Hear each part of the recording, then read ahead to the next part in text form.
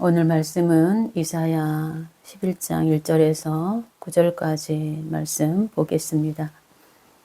이새의 줄기에서 한 싹이 나며 그 뿌리에서 한 가지가 나서 결실할 것이요 그의 위에 여호와의 영 곧 지혜와 총명의 영이요 모략과 재능의 영이요 지식과 여호와를 경외하는 영이 강림하시리니 그가 여호와를 경외함으로 즐거움을 삼을 것이며 그의 눈에 보이는 대로 심판하지 아니하며 그의 귀에 들리는 대로 판단하지 아니하며 공의로 가난한 자를 심판하며 정직으로 세상에 겸손한 자를 판단할 것이며 그의 입에 막대기로 세상을 치며 그의 입술의 기운으로 악인을 죽일 것이며 공의로 그의 허리띠를 삼으며 성실로 그의 몸에 띠를 삼으리라.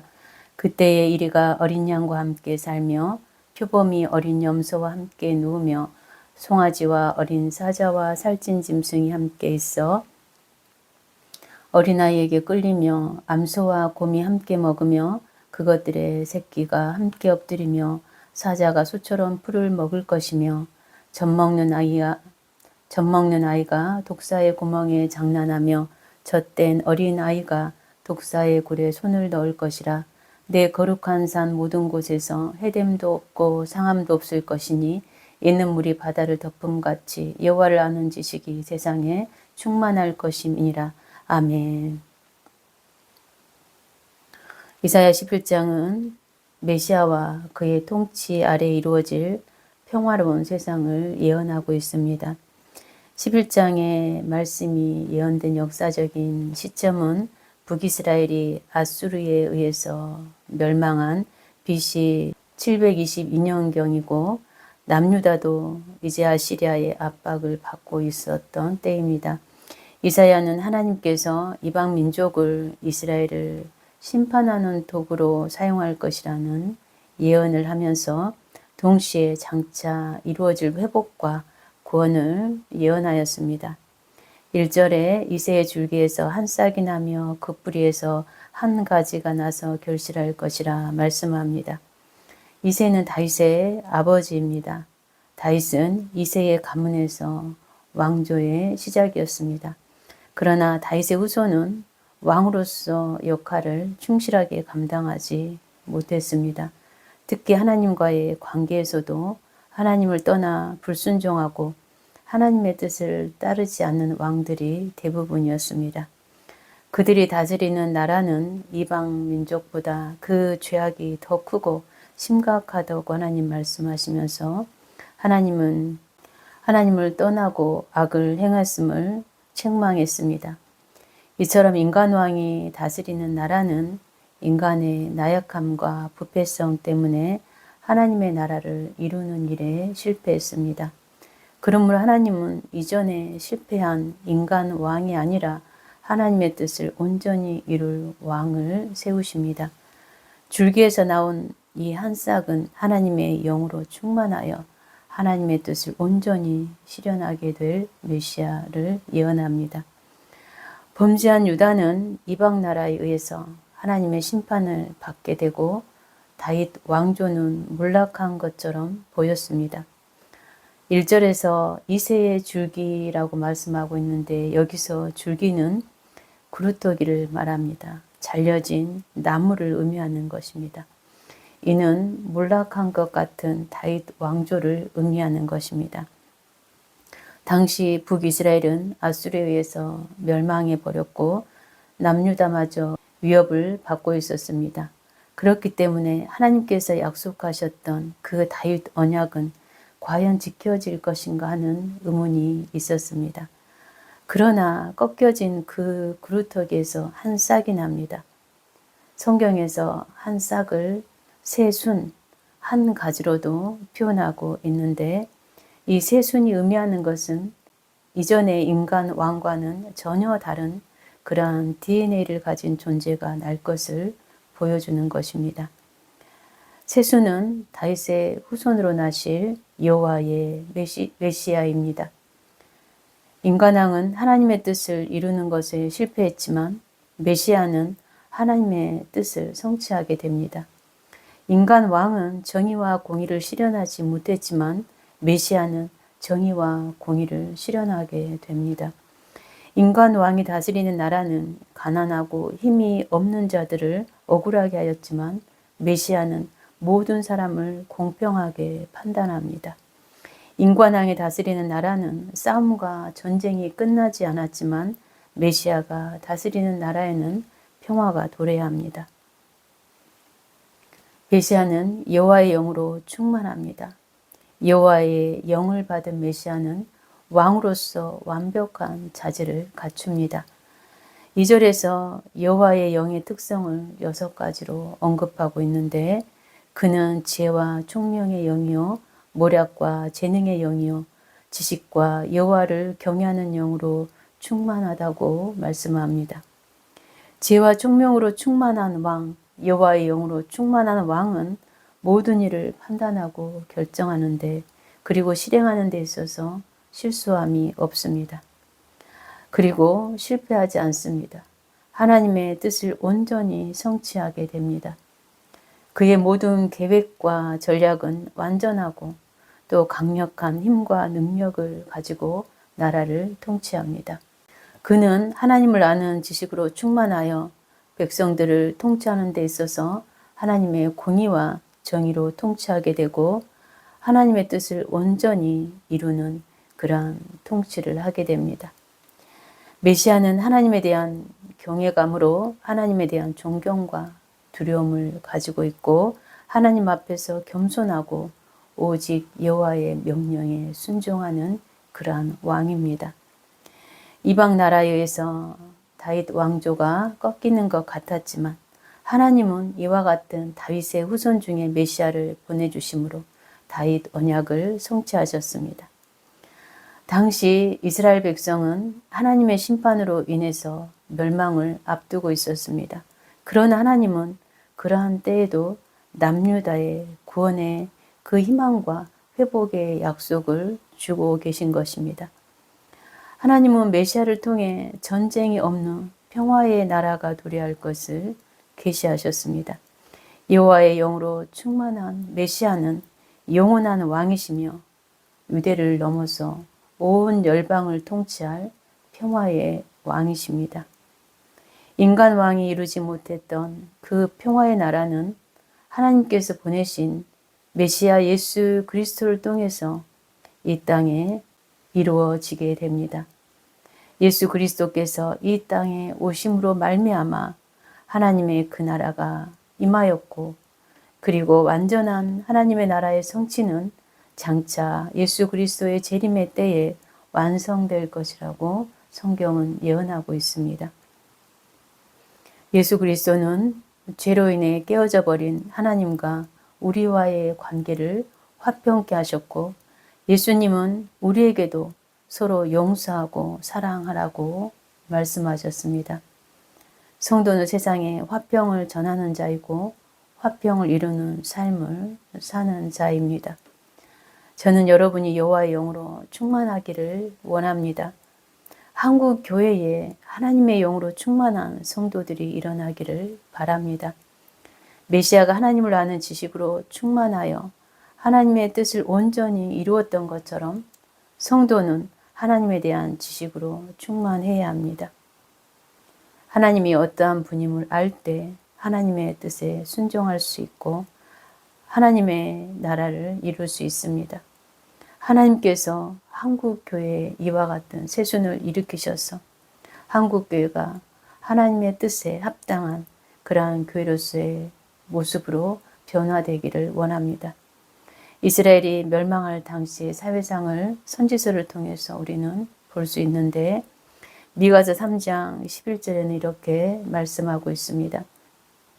그들의 우두머리들은 뇌물을 위하여 재판하고 그들의 제사장은 삭슬 위하여 교훈하고 그들의 선지자는 돈을 위하여 점을 치면서 여호와를 의뢰하여 이르기를 여호와께서 우리 중에 계시지 아니하냐 재앙이 우리에게 임하지 아니하리라 이렇게 말하고 있습니다.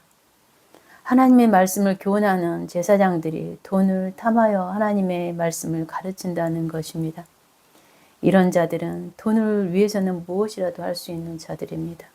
하나님의 말씀을 예언하는 선지자들도 돈을 위하여 점을 친다는 것입니다. 여기서 하나님은 선지자들의 예언을 예언이라고 하지 않고 점을 친다고 표현합니다. 선지자들이 무당한 짓을 하는 것이나 다름없다는 것입니다. 그들이 제사장 선지자라는 명함을 팔아서 하나님의 말씀이라고 거짓 예언을 전하면서 자신들은 하나님의 특별한 사람이기 때문에 하나님께서 자기들 중에 계시고 그러기 때문에 자기들에게 재앙이 내리지 아니할 것이라 떠들고 있습니다.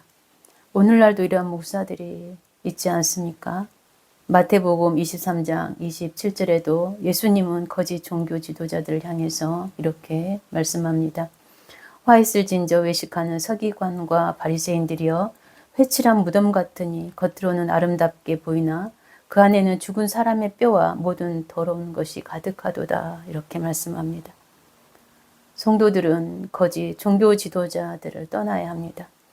성도들의 아픔에는 관심도 없고 그들의 고의를 짜서 자기 배를 채우는 그런 악한 목회자들을 떠나야 합니다. 뿐만 아니라 전국을 다니면서 성도들을 미혹하여 돈을 뜯어내는 목사들도 있지 않습니까? 성도들은 그런 자들을 조심하고 그들의 죄를 드러내야 하는 것입니다. 그래야 한국 교회가 정화되고 한국 교회가 회복이 됩니다. 세력을 키우고 돈을 뜯어내기 위해서 악한 일과 악한 말을 서슴지 않는 정치 목사들도 있지 않습니까? 그러한 자들은 자기를 추종하는 세력을 만들기 위해서 어떤 일도 할 수 있는 자들입니다. 사실 그들은 목사라 할 수 없습니다. 하나님의 진노를 면하지 못할 양의 탈을 쓴 그러한 사단의 자식들이라고 생각합니다. 구약성경 사무엘상 2장에 엘리 제사장의 두 아들 홈니와 비냐스가 제사장의 직분을 남용해서 음란하고 부정한 행위를 저지른 이야기가 나옵니다. 그들은 성막에서 섬기는 여인들과 동침하며 하나님의 법을 멸시하였습니다. 결국 그들의 행위로 인해서 하나님의 심판이 그들에게 임하고 그들의 가문은 멸망의 길을 걷게 됩니다. 예수님은 거짓 종교 지도자들을 향해서 마태복음 23장 33절에 뱀들아 독사의 새끼들아 너희가 어떻게 지옥의 판결을 피하겠느냐 너희는 천국문을 사람들 앞에서 닫고 너희도 들어가지 않고 들어가려 하는 자도 들어가지 못하게 하는도다. 이미 도끼가 나무 뿌리에 놓였으니 좋은 열매 맺지 아니하는 나무마다 찍혀 불에 던져지리라 이렇게 말씀하십니다. 하나님은 교회를 미혹하고 타락하게 하는 그러한 목사들을 반드시 심판하실 것입니다. 아니 심판하기를 원합니다. 한국교회는 이제 다시 한번 개혁이 일어나야 합니다. 썩은 것은 도려내고 새로운 음이 싹터야 합니다. 타락한 목회자들을 걸러내고 성도들은 타락한 목사들을 떠나야 합니다. 타락한 목사들이 계속 활개를 치는 것은 성도들의 책임도 있습니다. 하나님은 살아계신데 교회는 죽었다고 말하는 사람들이 있습니다. 교회는 하나님의 살아계심을 드러내는 곳이고 하나님의 거룩성을 드러내야 하는 곳인데 목회자들이 먼저 타락하여 있으니 어찌 그들이 하나님의 진노를 피할 수 있겠습니까? 얼마 전에도 기도원 등 집회를 다니며 흉악한 죄를 짓고 다니는 자를 비디오를 통해서 보았습니다. 목사인 척하고 전국을 누비고 다니면서 돈을 위하여 하나님을 팔고 말로 닿을 수 없는 사악한 범죄를 짓고 다니면서 뻔뻔하게 돌아다니는 그러한 자를 보았습니다. 그러한 자들이 어찌 하나님의 심판을 피하겠습니까? 뿐만 아니라 그들의 타락을 알면서도 경제 공동체가 되어서 그들의 죄를 묵인하는 그러한 자들도 어찌 하나님의 심판을 면할 수 있겠습니까? 이스라엘이 하나님께 범죄하였을 때 하나님께서 그들에게 회개할 기회를 주셨지만 그들이 끝까지 회개하지 않으므로 아수르와 바벨론이라는 강대한 나라를 통해서 멸망당했습니다. 그러나 그들을 심판하심은 그들을 아주 멸하기 위함이 아니요 그들이 회개하여 돌이키게 하기 위함이었습니다. 그들을 깨끗하게 하기 위함이었습니다. 한국교회도 이와 같은 정화의 때가 왔다고 생각합니다. 이사야 11장 4절에 공의로 가난한 자를 심판하며 정직으로 세상의 겸손한 자를 판단할 것이며 그의 입에 막대기로 세상을 치며 그의 입술의 기운으로 악인을 죽일 것이라 말씀합니다. 새번역 성경에는 이렇게 번역하고 있습니다. 가난한 사람을 공의로 재판하고 세상에서 억눌린 사람들을 바르게 논죄한다. 그가 하는 말은 몽둥이가 되어 잔인한 자를 치고 그가 내리는 선고는 사악한 자를 사형에 처한다. 이렇게 번역하였습니다. 하나님은 사랑과 자비의 하나님이시지만 동시에 공의와 정의의 하나님이십니다. 하나님의 공의와 정의는 하나님의 성품입니다. 그런데 권력과 부자의 편에 서서 거짓과 불의를 옹호하며 하나님의 공의와 저버린 그러한 목사들도 있지 않습니까? 그러한 자는 목사라 할 수 없습니다. 백성들과 나라를 고통으로 몰아넣은 자들을 옹호하며 성도들의 가치 판단을 흐리게 하는 자들은 목사라 할 수 없습니다. 그들은 하나님에 대한 지식이 없는 눈먼 소경이고 귀머거리일 따름입니다. 성도들은 악한 지도자들을 떠나야 하고 그래야 한국교회가 사는 것입니다. 우리는 이번 국가적 위기를 통해서 교회와 지도자들의 실태와 그 실체를 확인했습니다. 모든 국민들이 공포와 두려움에 잠 못 이루고 떨고 있을 때 교계 지도자들은 남몰라라 했습니다. 오히려 국가적 위기를 방조하고 조장하였습니다. 천주교는 불의를 꾸짖으며 목숨을 걸고 하나님의 공의와 정의를 외쳤지만 개신교 지도자들은 오히려 역행했습니다. 이에 대해서 교회들은 대가를 치르게 될 것이라 생각합니다. 하나님은 우상 숭배를 가장 경계하셨고 싫어하셨지만 대형교회 목사들은 이에 대해서 한마디도 하지 않았고 오히려 성도들을 부추겨 표를 몰아주더니 그런 자가 국가를 위기 가운데로 몰아가고 있는데도 부끄러운 줄도 모르고 성도들 앞에서 여전히 그들을 옹호하였습니다. 이것은 보수와 진보의 문제가 아니라 하나님의 정의와 공의의 문제로 보아야 합니다. 왜 교계 지도자들은 불의에 대해서 눈을 감는 것입니까? 한국 교회는 권력과 부의 노예가 된 것입니까? 저는 이러한 한국 교회의 상황을 보면서 사무엘상 말씀이 떠올랐습니다. 이스라엘 백성들이 다른 나라들처럼 자신들을 다스릴 왕을 세워달라고 요구하였을 때 하나님께서 사무엘에게 백성들에게 전하라고 말씀하십니다. 인간왕이 가져올 부정적인 결과를 경고하라고 명령하셨습니다. 왕은 백성들의 자녀와 재산을 가져가고 그들을 자신의 유익을 위해서 사용할 것이며 그들이 결국 왕 때문에 고통을 겪을 것이라고 하였습니다. 백성들이 그 경고에도 불구하고 왕을 세우겠다는 결심을 굽히지 않자 하나님께서는 사무엘에게 그들의 요청을 들어주라고 하였습니다. 저는 우리나라가 이렇게 어지럽게 된 것은 자격 미달인 자를 지도자로 세운 교회의 책임이 없지 않다고 봅니다. 지각을 가진 사람이라면 누구라도 자격이 부족함을 판단할 수 있었음에도 불구하고 교계의 지도자들은 공개적으로 그를 왕으로 세워달라고 기도하였습니다.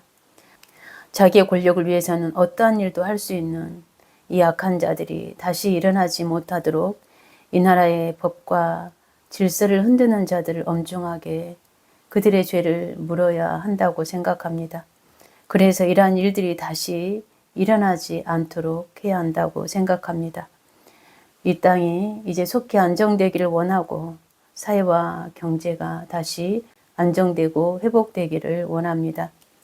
백성들을 바르게 이끌 수 있는 지도자가 세워지길 바라고 한국 교회에 새순이 일어나서 교회가 새로워지기를 원하고 새순 목사, 새순 성도들이 일어나기를 원합니다. 은혜샘 교회가 새순 교회가 되기를 원하고 은혜샘 교회 성도들이 새순 성도들이 되어서 교회를 개혁하고 이 나라의 정의와 공의를 세우는 그러한 세순 성도들이 되기를 축원합니다. 기도하겠습니다.